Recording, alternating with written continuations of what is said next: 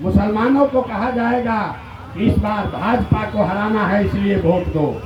हम आपको एक सूत्र सिखा रहे हैं, एक ही रास्ता दिखा रहे हैं। इस बार चुनाव में जिसको भी चाहिए वोट दीजिए, लेकिन वोट देते समय एक बार जीवन में मेरा सलाह मानिए। इस बार वोट जात के लिए नहीं, धर्म के लिए नहीं, देश के लिए नहीं, मंदिर मस्जिद के लिए नहीं, लालू और मोदी के लिए नहीं, एक बार वोट अपने बच्चों के लिए दीजिए। अपने बच्चों के लिए वोट दीजिए, नेताओं के बच्चों के लिए नहीं। आधा आदमी को बुझाया नहीं, ए भैया बच्चा के लिए वोट देने से क्या होगा। हम बताते हैं क्या होगा। आप मोदी का चेहरा देखकर वोट दिए तो चाय बेचने वाले मोदी देश के राजा हो गए। आप लालू का चेहरा देखकर वोट दिए तो भैंस चराने वाले लालू यादव आज 30 वर्ष से बिहार में राजा हैं। आप नीतीश का चेहरा देखकर वोट दिए तो वैद के लड़का नीतीश कुमार 19-20 वर्ष से आप पर हम पर शासन कर रहे हैं। एक बार हमारा सलाह मान लीजिए, एक बार जीवन में अपने बच्चों का चेहरा देखकर वोट दीजिए। आपके वोट में इतना ताकत है, आपका बच्चा भी बेरोजगार नहीं रहेगा।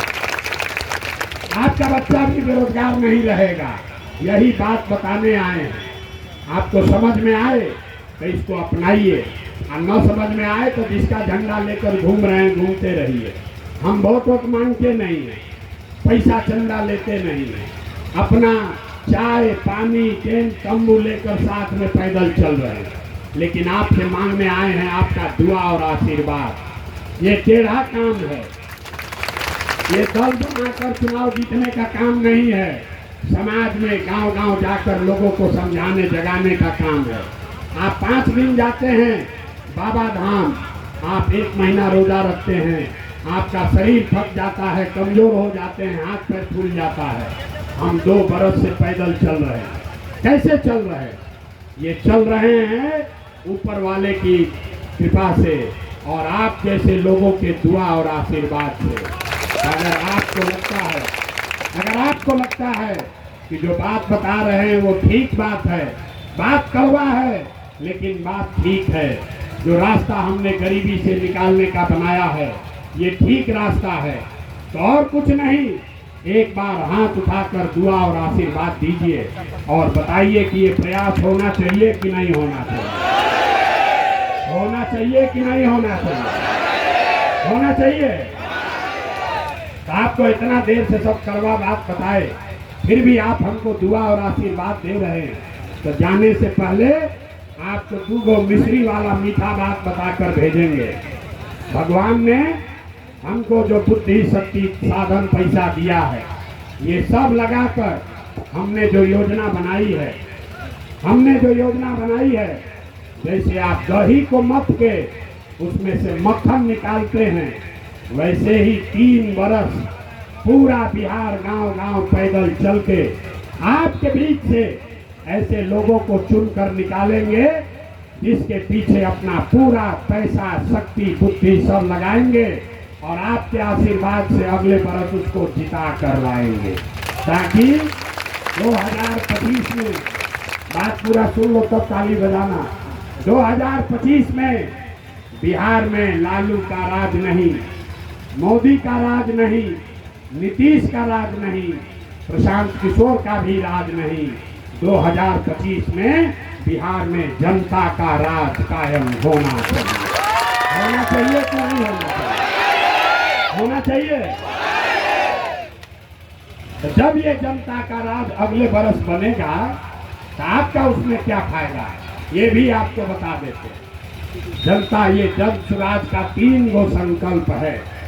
पहला संकल्प याद रखिए, अपने धोती में आंचल में बांध लीजिए, जब ये जनता का राज बनेगा तो नाली गली बने चाहे मत बने, स्कूल अस्पताल जब सुधरेगा तब सुधरेगा, लेकिन साल भर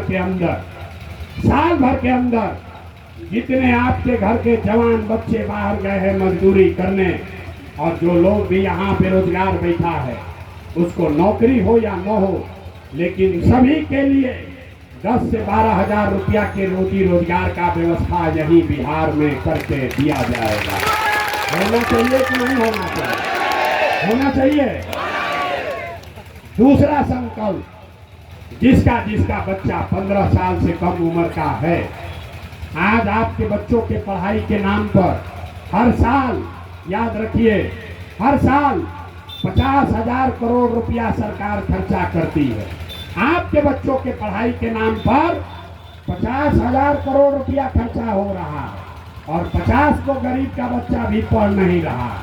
तो इसलिए ये तय किया कि जब अगले बरस जनता का राज बनेगा तो जिसका जिसका बच्चा 15 साल से कम उम्र का है, उस बच्चे के कपड़ा लत्ता और पढ़ाई का पूरा खर्चा सरकार के ओर से उठाया जाएगा।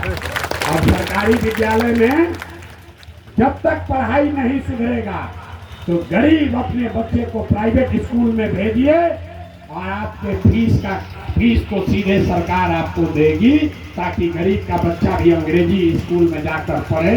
इसकी व्यवस्था अगले साल की जाए। और तीसरा और अंतिम संकल्प, गांव में चले हम 2 बरस तो सबसे ज्यादा कष्ट में यहाँ का बूढ़ा आदमी है। बूढ़े आदमी को अब आप पढ़ा नहीं सकते, वो नौकरी मजदूरी भी नहीं कर सकता है। लेकिन नीतीश कुमार इस महंगाई के जमाना में उसको 400 रुपया का भीख दे रहा है पेंशन के नाम पर। तो ये तय किया गया कि अगले बरस जब जनता का राज बनेगा तो दिसंबर 2025 से 60 वर्ष से ज्यादा उम्र के हर महिला पुरुष को कम से कम 2,000 रुपया मासिक पेंशन जरूर दे दिया जाए। अब सब बात आप सुन लिए, ताली भी बजा लिए। अब बताइए कि आपको अगली बार वोट 5 किलो अनाज के लिए देना है कि रोजगार के लिए देना है? सबको बताना है भैया, 5 किलो अनाज चाहिए कि रोजगार चाहिए? अपने जात का नेता चाहिए कि अपने बच्चों के लिए बढ़िया पढ़ाई चाहिए?